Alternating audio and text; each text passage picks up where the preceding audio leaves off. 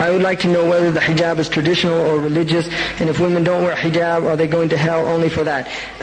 To not wear the hijab, nobody can say anybody's going to hell. Nobody can say that.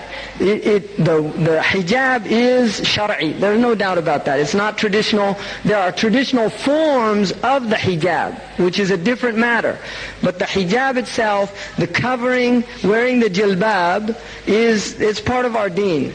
And women that, if they're not doing it, they should just recognize that they're in a state of ma'siyah, like many things. For all of us are in a state of ma'siyah. We left jihad, we don't give our money for this deen, we don't do a lot of things that we should be doing. The ummah right now, we're all in a state of ma'siyah. And the woman taking off the hijab is only a symptom of a much deeper disease.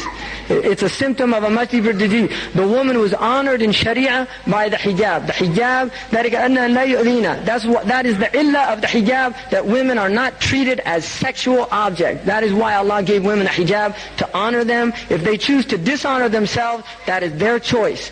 The idea of Muslims going and throwing acid on women, and this has happened, this is sick.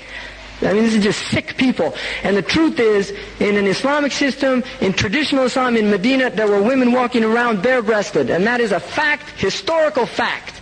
And you can read it and look it up in the books. Sayyidina Umar radiallahu anhu did not allow the imam to wear the hijab. He did not allow them to wear the hijab. So there were uncovered women in Medina.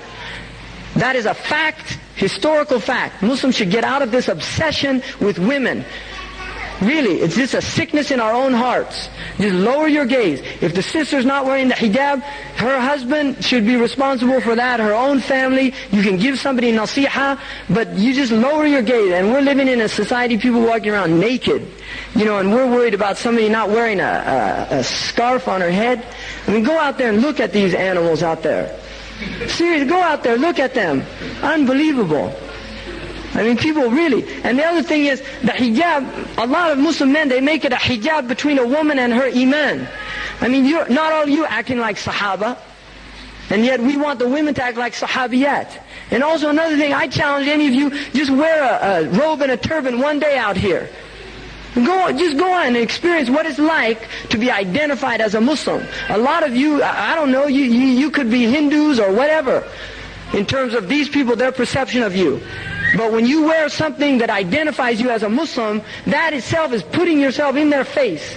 And for women it's a lot harder, because they have a stereotype that they're stupid, they're backward, they're ignorant, and that's the message that they're being given. They get stares, they get laughed at. Go out and experience that. You see, put your turban on, put your robe on, and go out and drive on the subway, get on the tube, and do those things, and just get the feel of what it's like for people to stare and look at you and do those things. We should have more compassion for our sisters. Wallahi, we should have more compassion for our sisters. And the reason why a lot of women leaving Islam is because we're chasing them out of Islam. And that's the truth. And every time has its place. We should know the time we're living in.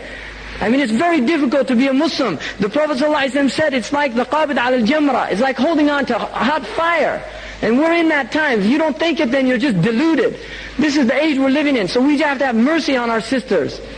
Really, we have to have mercy on them, defend them and protect them. Because they're out there on the front lines, and there's a bunch of wolves out there. It's a society of wolves. And that's what they prey on, innocent people. And our women, they have a lot more innocence than their women. And they recognize that, and that attracts them, because they're sick. That attracts them. Muslim women have innocence, even the ones not wearing hijab and things, because they grow up in a cleaner atmosphere and environment. And we should do our best to protect that innocence and to guard those women. They're our responsibility. That's dhimma of the Muslim male, is to guard and protect his sister.